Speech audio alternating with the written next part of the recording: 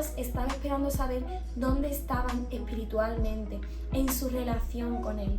Y pasa algo muy parecido en esta conversación con Agar. Ella pudo encontrar a un Dios cercano que la acompañaba y que estaba preocupado de sus lágrimas y su sufrimiento.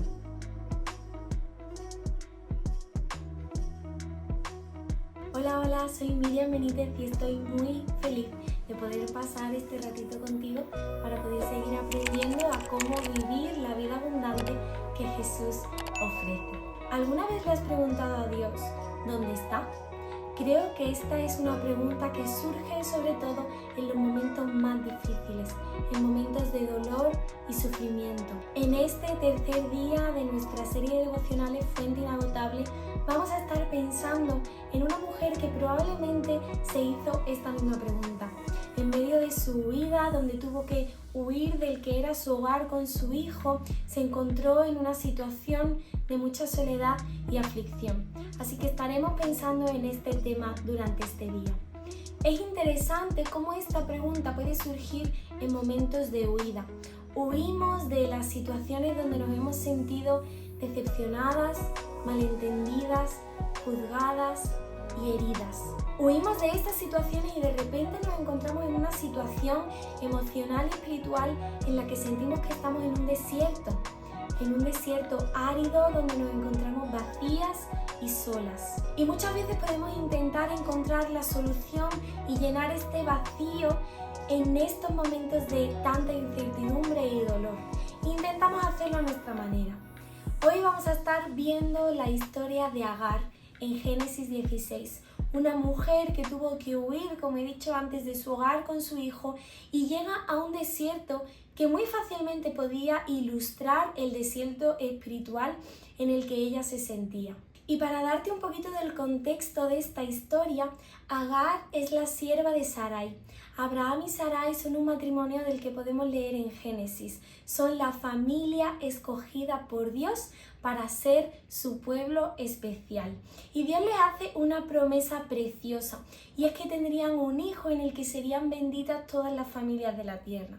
Sin embargo, esta promesa parece hacerse muy difícil si tenemos en cuenta que tanto Abraham como Sarai eran muy mayores y Sarai era estéril. Es interesante cómo en medio de esta situación donde la promesa parecía tardar, Abraham y Sarai lo que hacen es que en medio de su espera llegan a desesperarse e intentan conseguir esa promesa de Dios a su propia manera, en sus propias fuerzas. Algo que era muy normal en aquella época y cultura era que las mujeres como Sarai dieran a sus esposos sus siervas como Agar, para que entonces Abraham en este caso tuviera un hijo con Agar y este fuera el hijo de la promesa. En el momento que Agar concibe a un hijo, Sarai la desprecia y Agar tiene que huir de su propio hogar. Agar es usada y después es desechada. En su dolor y desesperación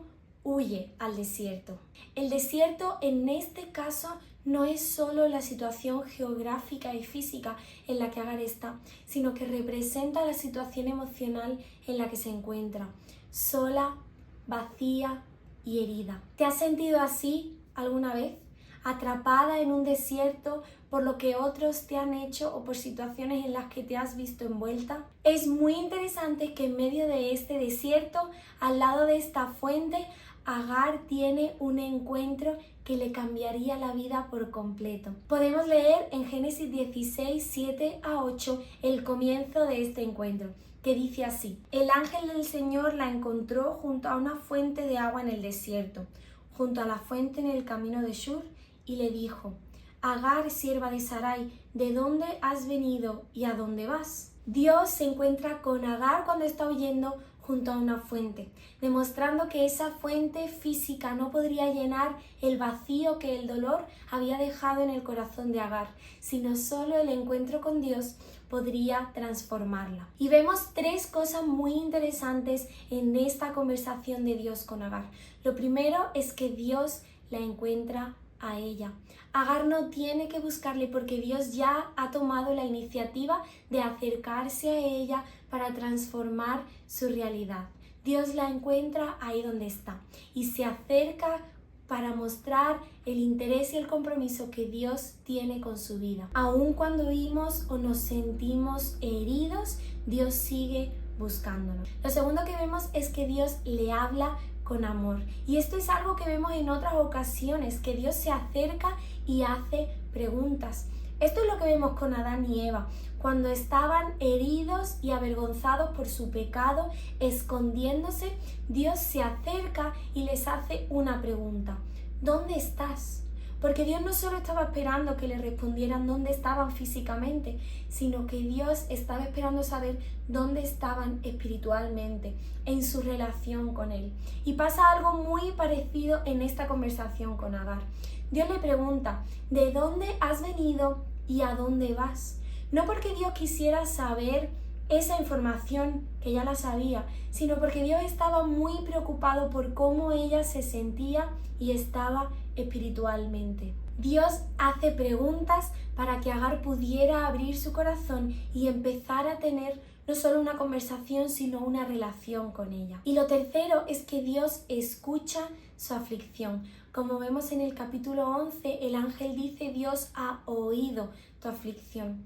Dios estaba allí para acompañarla y para identificarse con su dolor. Estaba preocupado por lo que le estaba pasando y quería demostrárselo. Y Dios le dice algo muy duro en esta conversación a Agar.